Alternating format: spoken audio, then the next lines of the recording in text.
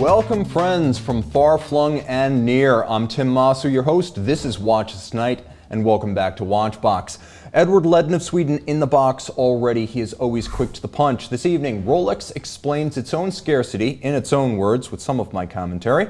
No-date watches take the hobby by storm, and we discuss the weirdest watch of the year. All of that, plus your viewer wrist shots tonight on Watches Tonight. Check out the redesigned homepage of thewatchbox.com, the people who put the watches on this box after all. Open a different window, keep me streaming, check out over 3,000 late model pre-owned and vintage watches from all brands and all styles. Math is a funny thing. It should yield the same outcome every time. That's what a function is. You get a function, input and output, and these things are always the same for a given input, a given output. And all through preschool, teachers try to teach us that 1 plus 1 always equals 2. But it turns out that 1 plus 1 can equal 0. Now, I'm not fooling you with imaginary numbers or talking about wave interference. Now, that would make a little bit of sense. Due to supply issues, and this is all irrational now because we're in the realm of emotion, you just can't find two things. Due to microchips, you can't get new cars, no matter how much money you have to throw around sometimes. I mean, people are paying $10,000 over list for the Kia Telluride. That's an SUV, and not a cool one. Or Rolex watches, but for very different reasons there, though fundamentally it's a matter of demand. In 24 hours at Daytona, new cars and Rolex watches are sponsored to promote two products that you cannot currently buy, thanks to motorsports, you see, which does improve the breed as well as our math. We've proved that 1 plus 1 equals 0 on your wrist as well as in your garage. And you probably have a better chance of winning a Daytona at the race than you do of buying a Daytona at the mall outside the Speedway.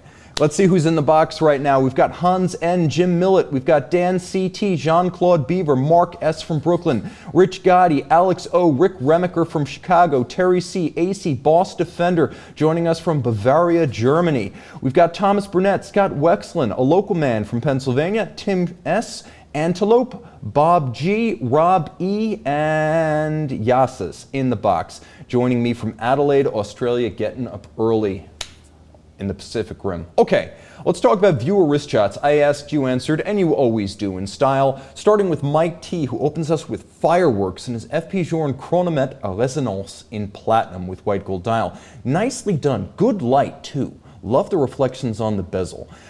Tim Q. sports his Romain Gaultier Logical 1 at the Violent Femme in concert. Alexander and his AP Royal Oak chronograph prepare to board the Metro in London. Richard C. and his stunning Platinum Diamond Index Rolex Daytona take on South Florida. To me, that is the ultimate cosmograph. And Stefano stuns with his Laurent Ferrier Gallet looking good from possibly the most underrated brand with the best finish. Send your wrist shots to Monday Mailbag at thewatchbox.com to see your watches on this box. We've got Cull Obsidian. We've got Robert Dixon from Glasgow, who used to send me great photos from his local BMW dealer. We've got Mark D. We've got Red Bull Robert, Clive Williams, B&W from Charlotte, North Carolina, and Philip Lynn asking, Tim, do you prefer the 50 Fathoms in the 40mm or 45mm case? I think that the 40mm might be a better balanced watch.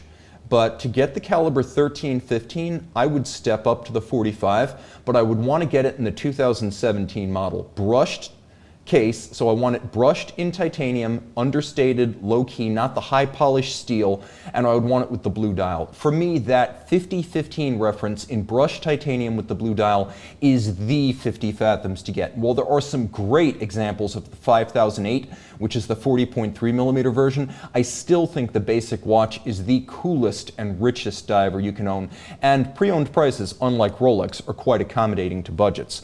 We've got Turbo T2, finally making it to a live broadcast. I appreciate that. We've got Henry E. asking, what do you think of the new Speedmasters?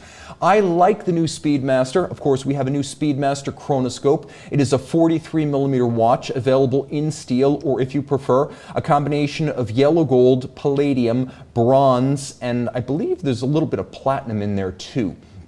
It is a unique gold hybrid that is supposed to be very, very resistant to corrosion, and we saw it earlier this year on the Seamaster 300. It is a cool looking watch with a triple scale dial featuring the tachymeter, the telemeter, and the pulsometer. And what these things do, well, the telemeter is designed in the spirit of artillery sighting in the 19th century and early 20th century. It's designed to help you register the distance of an explosion, an artillery impact, from the gun that fires it. That's what the telemeter does. It gauges distance. The tachymeter allows you to gauge speed. And the pulsometer is calibrated to a certain number of pulses. You count that number of pulses while running the chronograph, stop the chronograph, look at the pulsometer scale. That tells you the beats per minute of the patient. Now, I like that this watch features a manual wind movement. I don't like that the manual wind movement looks like an obvious conversion from an automatic movement. It has big, bare, and somewhat unsightly bridges. That said, it's a little bit thinner than the automatic coaxials, and that's a big deal these days, as there aren't too many Omegas that try to pare off some of the baby fat. So I really like these watches. Prices are high, but I think they're worth what Omega is asking, and of course you're getting a 5-year warranty, anti-magnetism, not enough water resistance. I thought it should have been more than 50 meters, because for me, this is not the moon watch. It would have been all right to have a push-down crown and a 100-meter rating and make this watch swimmable and a bit more versatile, but with the triple scale dial, Omega's going for a vintage look, which does not necessarily entail the need for high water resistance. Still, cool pieces, buy them used. As ever with Omega, depreciation will be your friend. Now, from Omega to Geneva. So we go from Bienne to Geneva, and we talk about the giant of Geneva. Last week, Rolex explained its own so-called shortage, and yet it doesn't explain it. There's a lot in here, so I'm gonna just give you the quick rundown of what happened and read Rolex's comment word for word. Last week, Rolex issued a statement to a Yahoo Finance article regarding the so-called shortage of Rolex watches. Folks from Bob's Watches, A Blog to Watch, were interviewed to give their view on this, and then Rolex ultimately had its statement, the last word in the article. So I'm going to read this now word for word with my take at the end and a little bit of commentary added in between. Quote on. Okay. The scarcity of our products is not a strategy on our part. Our current production cannot meet the existing demand in an exhaustive way, at least not without reducing the quality of our watches, something we refuse to do, as the quality of our products must never be compromised. This level of excellence requires time, and as we have always done, we will continue to take the necessary time to ensure that all of our watches not only comply with our standards of excellence, that word again, but also meet the expectations of our customers in terms of quality, reliability, and robustness. Rolex does not compromise on what it takes to produce exceptional watches. All Rolex watches are developed and produced in-house at our 4 sites in Switzerland, unarguable. They are assembled by hand, arguable, with extreme care to meet the brand's high quality standards of quality. Notice that word 2 times in rapid succession. Performance and aesthetics. Understandably, this naturally restricts our production capacities, which we continue to increase as much as possible and always according to our quality standards. Finally, it should be noted that Rolex watches are available exclusively from official retailers who independently manage the allocation of watches to customers. I feel like the entire comment was a prelude to that one indisputable fact. The single kernel of truth that you cannot dispute in that entire statement. The one piece that is not marketing spin or a panacea for wounded collectors.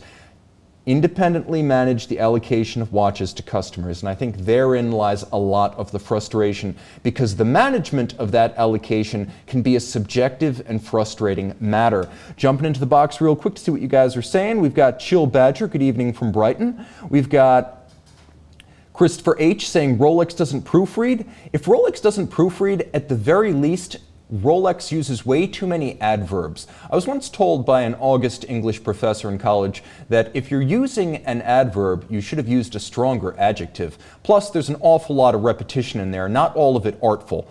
And then we've got RF Oyster. When will the Coke GMT be brought back, and what will it do to the old ones? What I think is that the Coke GMT should come back, but it should be a GMT Master. The first Coke bezel was also the first GMT Master II, the dual time, back in 1983.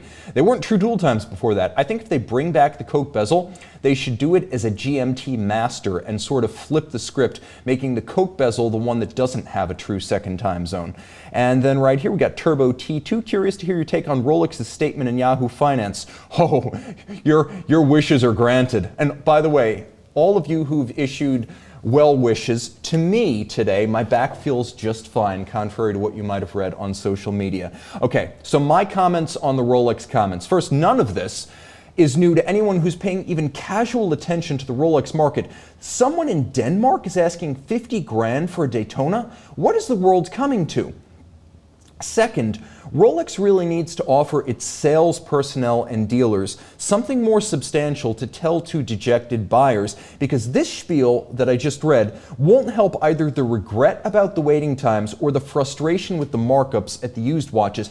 During the 1980s, Patek Philippe had a similar problem. Now, we're not talking high volume like Rolex, but there was a huge frustration in the lead time to produce Patek Philippe watches, and the blockbuster back then was the reference 3919 that came out in 1985. This is a very simple Calatrava, a watch that, for the most part, we almost take for granted today. It's still in the catalog as the 6119, but bigger and more tech. In the 1980s, Patek had a communication problem, and it took out an elaborate series of illustrated ads around the world that showed every stage of Patek Philippe watchmaking to explain why it took so long to go from an order at your dealer to the delivery of the watch for your wrist. And it was very effective. At the very least, it was a lot more illustrative and satisfying, explaining what you're getting in terms of value added than what Rolex just said, which, while true, doesn't really change the way you feel about the situation in the showroom. Third, this really isn't a COVID issue, because while there are global supply chains that affect Swiss watch manufacture, when you get into the realm of Rolex prices, you know, $6,000, $7,000, $8,000 to $20,000 and up, depending on whether you get precious metal. For the most part, all of those supply lines are inside of Switzerland. We're not talking about Chinese-made parts, Japanese-made parts. We're mostly talking about stuff made inside of Switzerland. And when you're talking about Rolex, you're talking about possibly the most vertically integrated brand inside of Switzerland. As they mention, they have 4 sites. Only one of those sites is involved in final assembly and adjustment of the watches. So they really do control their supply of parts. Again, this isn't really a COVID thing, because this Rolex shortage, as it's sometimes called, dates back to, I would say we started to see the beginning of it in mid-2017, and then it started hitting its stride in 2018. Things got stupid in 2019, dumber still in 2020, when COVID was an issue with shutdown of Rolex factories. And now here we are in 2021, and for the most part, it's a product of demand on the market side, not loss of production capacity on the industrial side. And then there's that final line.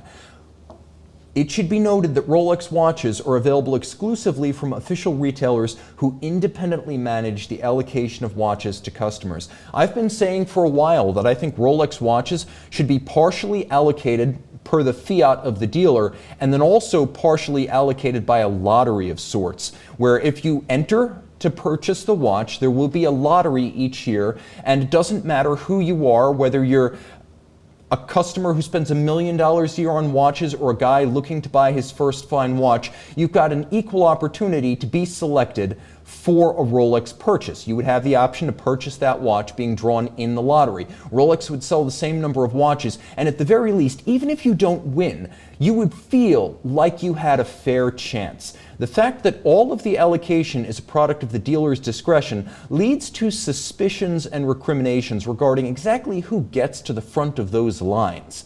And that puts a bad taste in a lot of folks' mouths. And again, though this, and Rolex is honest, they're a bit curt about it, but that really isn't Rolex's doing. It is the discretion of the dealers. Now, we always talk about supply and scarcity being in the hands of the brand, but this time it might not be. If waiting lists really are, as reported, years long for certain Rolex models, then even doubling production would still imply a year or more of waiting for a top model. Think, if you've got a 3 to 4 year waiting list for steel Daytonas, what happens if Rolex literally doubles production? You have a 2-year waiting list. If Rolex quadruples production, you have a 1-year waiting list.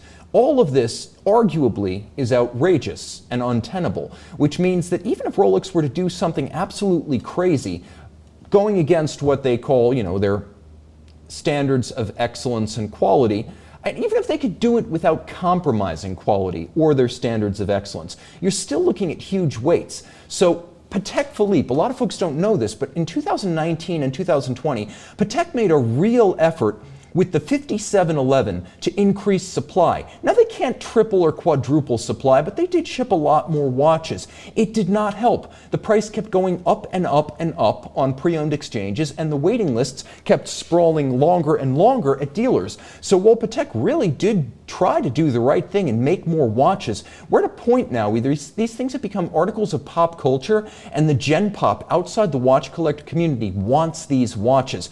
And brands that make whether $1 million a year like Rolex or $60,000 a year like Patek can't scale up to keep track or keep a pace with that kind of demand. So again, I don't even think increasing production, even if it were an option, is going to get the job done. Not at this point, maybe 2-3 years ago, but not at this point. I would also say it's important to remember that Patek couldn't satisfy demand for the 5711, and rather than turn the whole thing into an endless circus, Patek decided to discontinue the 5711. Now, Rolex has lots of powers and fiat ability. They can always say what is and what isn't in the world of the five-pointed coronet, but what they probably can't do is discontinue 5 or 6 of their best models. That's not going to happen. Not to the Sub, not to the GMT, the OP, and certainly not the Daytona. So they're in a little bit of a bind, and they have my sympathies for that. They are probably trying to do the right thing, but even if they increase production by 25 to 50% in a hypothetical world, that's not going to be enough. It's not even going to make a dent. I would also say this, people need to get serious about other Rolex models such as the Cellinis, the Milgauss, the Yachtmaster and the Yachtmaster II, the two-tone Daytonas, which apparently no one wants even now, the Datejust 36, not the 41, the day dates, the dress watches, which are available for the taking in many precious metals, and quite attractive they are, and older discontinued models such as the 35mm dates, the Datejust Turnograph, which is a bit of a sports watch in Datejust garb, the 40mm Explorer 2 16570, and then Oyster Perpetual 36 and 39 models. The 39 is still quite reasonably priced. For a watch that was only made from 2015 to 2020 and now discontinued, they're really easy to get at reasonable prices. You'll pay a bit of a markup over what they cost new, but nothing like what you're paying now for the OP41. So you got to use a little bit of imagination. It's not just about the GMT, the Sub, the Daytona, and the OP41. I would say check it out.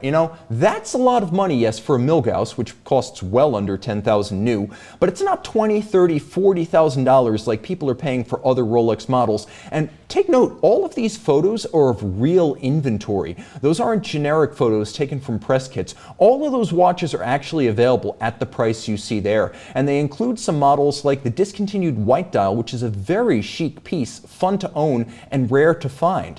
I would also say there's another way, and an obvious way, to get into mid-level luxury. Omega, Breitling, Grand Seiko. Guys, these watches are available now. They're available in dealers if you want to buy new. They're available used, often depreciated if you want to buy immediately at a discount. And they're good pieces. Engineering, finish. Let's face it, there's about as much hand craftsmanship in an Omega or a Breitling as there is in a Rolex, contrary to their pleadings. These are fantastic ways to get into your dive watch, your pilot's watch, your chronograph without mortgaging the house. And you're going to have just as much fun once it's on your wrist. You'll come up with a new reason every day why you don't miss the Rolex once you commit to something that is a reasonable one-for-one qualitative alternative. When the market for standard Rolex watches gets this overheated, it's time to also consider high horology options as well as the usual suspects from Omega, Breitling, and Grand Seiko. Remember that $35,000 to $50,000 Daytona? Well, look at what you can have for the price of a used steel Daytona. Duomet, chronograph, skeleton dial, quantième lunaire, UTT travel time with jump hour, all in precious metal. Guys, you can even have it in platinum. These are some of the best high horology watches ever made, technically ambitious and finished to a level that would make Longa jealous. And you can have that now in stock for the cost of a used Daytona. Open your mind, open your hearts to other options, and you'll wonder why you were ever fixated on Rolex. Shortage or not, you can find a watch to make you happy. It doesn't have to bear the Rolex crown. All right, jumping into the box, we got a comment from Hans. Nice sports jacket, Timothy. I appreciate that. Dimitri A. saying, we will know the Rolex shortage has finally hit when there are wait lists for Cellinis. You're going to be waiting a while, especially if it's the old Cellini Prince. I don't think that watch will ever again sell for its original retail price from, 15 years ago. Right here we have OKFG saying new buyers aren't interested in Rolex. They're interested in a Rolex Sub or Rolex Daytona. That's true. It's like saying buyers of cars are not interested in EVs here in the United States. You've got your pick of the combustible Chevy Bolt, you've got your pick of Nissan Leafs, you've got your pick of Audi e-trons. What people want are Teslas. And that's key. People aren't obsessed with Rolex, they're obsessed with maybe half a dozen Rolex models. We also have Time Hill saying he agrees with Jonathan Ornstein. If I could find what Jonathan said. Collabsidying saying, I know for a fact that Rolex call up chain ADs if serial numbers are seen online, instant dismissal for staff. True fact. I've also heard that Rolex dealers in Britain are holding warranty documents in escrow for a year or two once you buy the watch, just so you can't easily flip it. We've got Ahmed W saying hello from Egypt. Thank you for staying up late with me in Egypt. Haven't caught it for a while now. Come visit Egypt, Tim. Would love to have you here in Alexandria. That would be really cool. I need to put that on my list. I am going to be at Dubai Watch Week if you can make the flight within the region. Great way to see me over the U.S. Thanksgiving holiday. I'll be there from probably like the 20th through the 26th or so. So you might be able to catch me in the Middle East. If you are regional, you're able to make the trip, I would love to meet you and catch up. Again, I'll be there for Dubai Watch Week. Watchbox will be very visible. We have Collabsidying asking, Tim, how about this? Put your name down for a Rolex and wait however long. Meanwhile, get a tutor, hopefully from Watchbox, and enjoy. That's good advice. And folks who are looking at the sub right now, especially the no-date sub, would be well advised to pick up the AG925, which is scarce but available. Black Bay 58 Navy Blue, you can have that right now. Jonathan Ornstein saying, Dark Rhodium Yachtmaster 126622 is incredibly underappreciated. Fact, available new with a short wait, sometimes right out of the dealer's case, in fact, and available pre-owned at reasonable prices relative to its new retail value. And then we have Turbo T2 saying, if you sell your from dealer Ferrari on the open market, it's an instant blacklist. True fact. You know, that's the kind of thing where if you ever want to buy the V12 again, or even the V8, you're not going to sell that thing right out of the gate. You buy the V8 to later get the V12. You don't buy either one to sell. Not if you don't want to get blacklisted.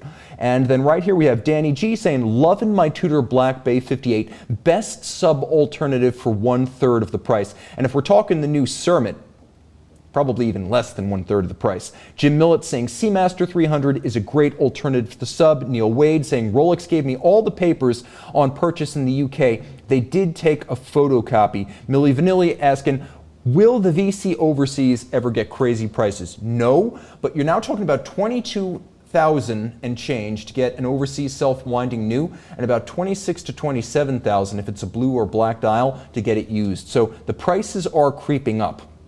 And to think we all believed the Overseas Generation 3 was a bomb on debut. Viewer wrist shots. Marco B of the UK is airborne with his Patek Philippe Aquanaut 5167A. Mikhail B of Poland captures the charm of his Omega DeVille Prestige Power Reserve, and it is Patek Philippe, I hope I'm getting that right, and Chapek, not Chapek. Jason of Bristol, England, shares his Time Factor Smith's Navigator and BMW 225D. Mikhail, if I got those wrong, please don't slay me in the comments. He's always correcting me. Robert L. grabs some caffeine at work featuring Pepsi and Diet Pepsi. You know, that's the way to get yourself into a Pepsi bezel GMT from the Rolex Tudor universe and not break the bank. I like Diet Pepsi too. I'm a New Yorker and that's a New York company.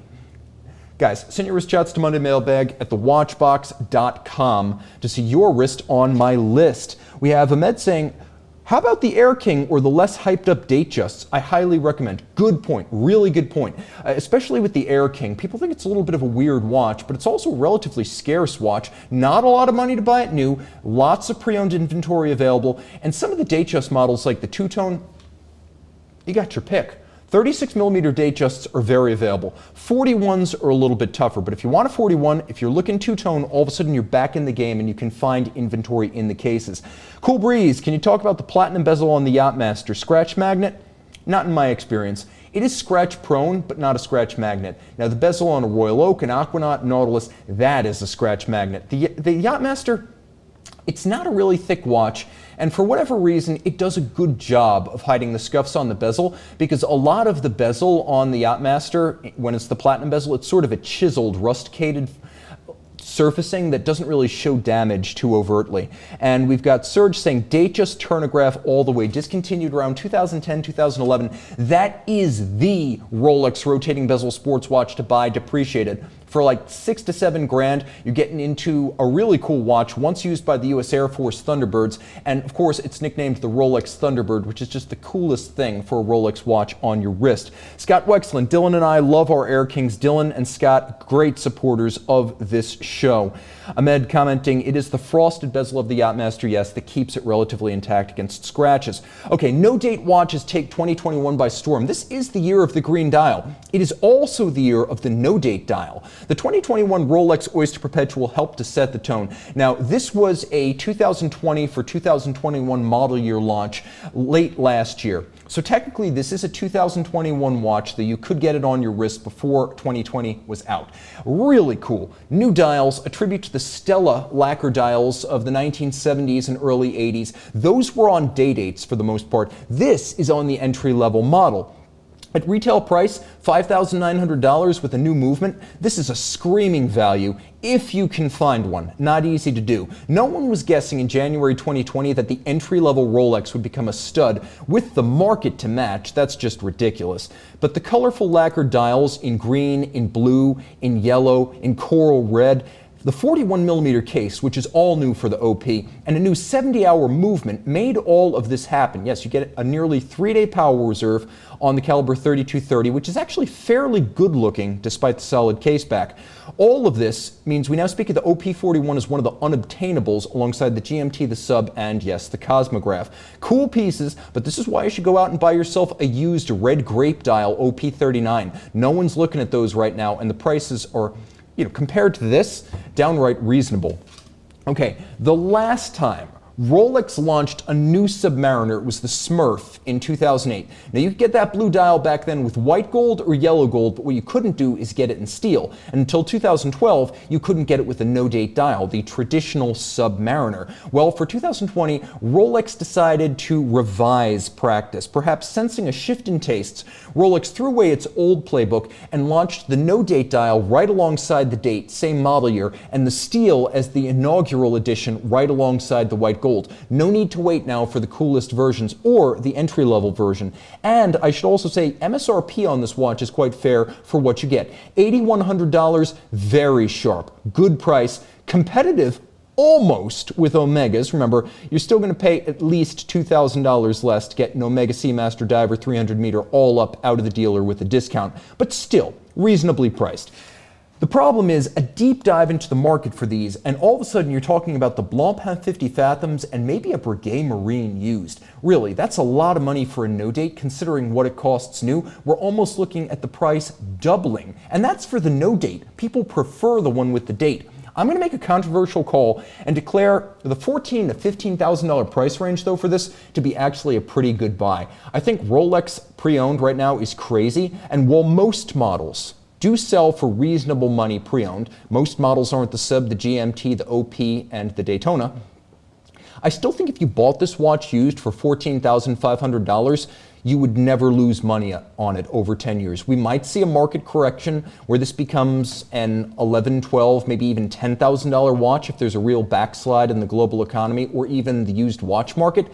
But in 10 years, you'll make back that loss and you'll sell it for what you paid or more. So I think the price is high, but not crazy. Now the prices people are paying for the Cermet right now, $25,000 to $30,000 to get it with a green bezel and a date. No, that's crazy. This is actually fairly reasonable at 14 to 15 grand. Okay, when I'm discussing breakthrough innovations in style, Breitling hasn't been on the radar for years. It rarely enters the discussion. After spending 20 years inflating its watches to comical sizes and chasing foolish style trends, the company's comeback has taken all of 3 years to gain proper momentum. The 40mm Breitling manual wind Premier B09 Chronograph 40 is a breath of fresh air. I love everything about this watch. I cannot say I've ever seen a new model Breitling that I actually wanted and considered buying with my own money. Suddenly, this is on my wish list, and frankly, it's in the subtle details, because at first glance, there's not a lot here that's truly innovative. The Premier is an existing model line. Everyone's doing green dials this year. The movement is a manual conversion of the B01. And it's not a terribly handsome movement, as like many automatic converts to manual wind, you can still see the architecture of the winding bridges. It looks a little bit barren, but that's okay, because this watch has everything going for it. It's a 40 millimeter watch, a breath of fresh air, smaller than the standard Premier 42 at 40 millimeters. It does have that manual wind movement, which is homely, but it slims the watch to 13 millimeters, and that's the key. At 13 millimeters thick, this is one of the thinnest chronograph watches you will find from Breitling or Omega. So in the realm of Rolex Daytona alternatives, remember the Daytona is about 12.3 millimeters thick if you average all the versions in every metal. At 13 millimeters, this is the first Breitling that's been thickness competitive with the Daytona for a really long time. Sizing down from the standard Premier was brilliant. The no-date dial, you miss it at first, but when you look, you see, can we go full screen with that? When you look, you see that not only is it a no-date dial, it's a color green, pistachio green they're calling it, that not only reminds me of my favorite ice cream, but also will stand the test of time. Among the greens of 2021, which for the most part are destined to be hackneyed with time, this is one that's got the legs to go the distance. And the applique polished numerals are absolutely stunning alongside the matching syringe style hands. The strakes, mid-century modern, alongside the side of the case, if you look at the strakes from the pushers through the crown, that is absolutely gorgeous, and you notice them more on a thinner watch. Everything about this watch is successful, and in 18 to 24 months when the green dial fad is dead, this thing will still be a looker. The pistachio dial also shows the Premier's mid-century modern case to good effect, and beyond that, shows you how delicate and lovely those tapered lugs are, a combination of polish and satin judiciously blended with a wraparound that's rare on Swiss lug design. See how the lugs don't just come to a point? The bevel and the satin wrap around the tip. I would also say realistically, Rolex fans will be green with envy. Though this watch is $8,400 new, they're already available for about $1,000 less pre-owned. Breitling fans have their choice of used options below retail and ready for delivery, and they have a 5-year warranty, so you're not really losing out on anything. This fact, more than any subjective punditry, indicates that Breitling, with its comeback, has the design nailed. But they still have a long way to go when a design this good is selling for $1,000 less than retail, proving that Breitling's product offensive really has brought us far since the CVC Capital Partners buyout, but they still have to firm up their pre-owned prices, because this is one of the most acclaimed watches of the year. You should not be able to buy this at a discount so soon after launch. Georges Kern has done great things with Breitling, but that will be the final acid test of the Breitling comeback. Okay, IWC Big Pilot 43. In 1940, that's the new one, but in 1940, the Big Pilot's watch predecessor, the BE, as designed by IWC, that was the A dial. The B dial has the minutes calibration, but that was a 55 millimeter watch. It was designed to be worn over flight suits. It was huge. In 2002, the Big Pilot's watch 5002 went from no date to a date, which frankly was a concession to the market, and a weird one, on such an obvious tribute to a timepiece famous for having just 3 hands and a big, easily read dial. For 2021, IWC gets back to basics, but scales down with the Big Pilot 43. The 43 is a breakthrough watch that goes back to the no-date dial, cleans up the dial, cleans up the case, streamlines it a bit for smaller wrists. Proportionally, it is exactly the same as the Big Pilot. Looking at a picture, you don't realize it's smaller. You do realize it's a no-date. And it's 100 meters water resistant compared to 60 for the Big Pilot's watch. So finally, we have a swimmable Big Pilot, the first with a factory bracelet, and IWC includes a quick release for that bracelet. I like everything about this watch, and it's well priced at $9,350 to the Big Pilot watch 5010's $12,900. Under $10,000 is a sweet spot for a sports watch. Over 12 grand, I don't know. That's almost Daytona pricing. The price is right with the 43, and it is one of the best looking no-date sports watches of the year. We have Eric Nielsen saying it's the fairly Big Pilot. That is true. It is the fairly big pilot. It is not the big pilot. It is not the Grossflieger. And then Jay Bosurf saying Breitling phlegm dial. He does not like the phlegm green dial of the pistachio. I prefer not to think of it that way. And then Who's Behind the Door says booger green. My God, you guys are a tough crowd tonight. It's a good thing I didn't go out and buy that watch. I'd be under assault. Boogers, phlegm, I don't care. I love that snot dial. It's snot uncool to me. And then what do we have? Cull Obsidian saying one of my favorite factoids about the Big Pilot is it's in the Wolf of Wall Street, which is set in the 80s. There are a lot of problems with watches and cars in period pieces, and if you're a fan of either, you've probably already caught many of them. And then we have Time Hill saying, love the IWC. More IWC to follow, including their weird watch. Big Apple New York City saying, I have the Pilot 41 and love it. Christopher Shea, Z Blue Milgauss, you ever gonna buy? I'm going in for a car before I go in for a watch. So what's gonna be the first watch after the car? Well, after the collector car, it's probably going to have to be Debetune, because I'd be a hypocrite, right?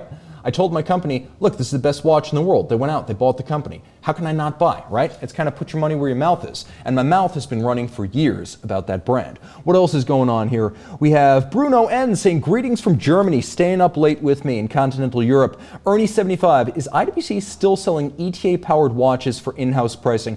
I believe at this point they are selling Sellita-powered watches for in-house pricing. Fewer of them than in the past, but there are still, I believe, Sellita movements in the Breitling catalog, but I think they're phasing them out after this year. Again, I'm going to have to double check. They've replaced a lot of the 35 110s, and I'm trying to remember what they called the 7750 variants, the 79,000 series. I think most of those are either out or on their way out, but they were using Sellitas for a couple of years when ETA started paring down their supply of movements. We got Terrence A. joining me from France, also staying up late, and then Jim Millett saying Tim Masso limited edition Debetune. Man, if anyone out there could make that happen, please write to your Debetune retailer or even the CEO Pierre Jacques and tell them this has to happen. I'll be seeing them in Dubai, so maybe I can apply some pressure. All right, finally, Patek Philippe and the Calatrava 6119G. Yes, it's also available in rose gold this year, but I'm the dictator of this show, and I like rose gold less than I like white gold, so it's going to be the white gold model. And as I mentioned earlier, this is the continuation of the line that started in 1985 with the 3919. The watch is now larger at 39 millimeters, but we still have the classical small seconds and three-hand dial, no date. Now, as you can see, vertically satin grained with a lovely and lush vertical anthracite satin metallic brushing, and a case back to match as we have a properly, there we are. We saw the satin dial and the case back all in one. A lovely, properly sized movement, finally. And as you can see, twin mainspring barrels, over 60-hour power reserve. Finally, the tech and the spec that you expect on a Patek Philippe watch. For me, this latest descendant of the 3919 is one of the best ever. Long live the 3919 and the 6119. Absolutely gorgeous. Proving you don't need to buy a complication to get the core Patek Philippe. Okay, viewer wrist shots number 3. Hussam G of Abu Dhabi rocks the Chrono Tokyo Toki, an anniversary model with salmon dial, lush and lovely. Brent C from Detroit drives a car from Bavaria with his Tudor Black Bay sterling silver AG925. Adam R and his Rolex Explorer scale a knife edge on Mount Katahdin in Maine. Ken H takes possession of his new Rolex Yachtmaster. Congratulations, Ken. Wear it in good health. Send your wrist shots to Monday Mailbag at thewatchbox.com to see your analog on my digital right here. Okay, a weird one from Schaffhausen. Somebody is building a 30-piece limited edition sports watch for $86,417 US a piece. Only 10 will be built each year for 3 years. The machine is 100 meters water resistant, scratch resistant, ultralight, immune to explosive decompression in an aircraft cabin, and hardened against 30,000 Gs of shock. And guess what? Richard Mille has nothing to do with this. It's the Big Pilot Shock Absorber XPL, the strangest watch of 2021 from a mainstream brand. Go ahead, cover the name on that dial. Do you have any idea where this thing came from? If you cover the IWC logo, chances are no. It looks like a chronograph even though it's not. It looks almost nothing like a Big Pilot, save the crown. It looks nothing like any other IWC, nor is it easily identifiable as even a Richemont brand product. Frankly, it looks like the old Glasuta Original Sport Evo Impact series, where you could see the shock absorber over the skeletonized dial around the edges. This watch is weird, but cool. Exclusivity, extreme engineering, and frankly, a cost-no-object approach to building very few watches feels like something you would find at RM or Grubel Forsey, but we're getting this from IWC. If a Big Pilot 5002 is the classic IWC Grossflieger, the shock absorber is alien to the brand as well as the Pilot's genre. There is almost nothing that is distinctively Pilot's watch about this thing except the crown and the large hands. I mean, honestly, I would not have picked this as an IWC or a Pilot's watch from any brand, but lots to love. It is cool. We have layered protection, starting with that gold shock absorber. It is a spring made of bulk metal glass. Inside of that, you have a titanium movement holder. Inside of that, this indestructible watch has a caliber 32115, which is in-house. It is made of aluminum. The movement is aluminum inside titanium, inside bulk metal glass, inside a ceramized titanium case, and it can withstand 30,000 Gs. Remember, the standard moon watch, the one that flies with NASA astronauts, that is 3,000 to 5,000 Gs. This is 30,000, almost 10 times as much. And yes, it's indestructible. Remember that Richard Mille's near $1 million RM5301 is similarly shock tolerant, but only 50 meters water resistant, while the IWC shock absorber is 100 meters water resistant. And this is really weird. Whereas a lot of these super shock absorbing watches from Gio, Bremont, and Jaeger-LeCoultre historically have been really thick, this watch is only 12 millimeters thick and 44 millimeters wide, meaning not only is it ultralight and nearly indestructible, but it is genuinely slim and wearable underneath a cuff. I don't say that about too many 44 millimeter Pilot's watches. This thing is awesome. Save the better part of $1 million on a Richard Mille and buy this. Yes, it's a boutique exclusive. You can only get it at IWC boutiques, but it comes with an 8-year warranty, so you'll be set once you have it. Viewers chats number 4. Eduardo from Thousand Oaks, California makes my day with his watch box bought Omega Speedmaster Moonwatch Dark Side of the Moon. Thank you for trusting our company. Arjun S. of the UK impresses with his full set Tudor Black Bay Harrods edition in green. And Tom B. with his Omega Seamaster Planet Ocean are in Capri, Italy, nicely framing the sea. Awesome nautical landscape there. Well done. That's the pure photography shot of the night. Joe M., my local boy from New York, takes us home with his Rolex and Range Rover. It's an RRR with his HST Sport and Skydweller GMT annual calendar on Oysterflex strap. Guys, thank you so much. Send your wrist shots to mondaymailbag@thewatchbox.com. Thanks to Sean for navigating the images in this show, and thanks to you for making the best job in watches, heck, in the world possible. Time out, Tim out. Thanks for logging on.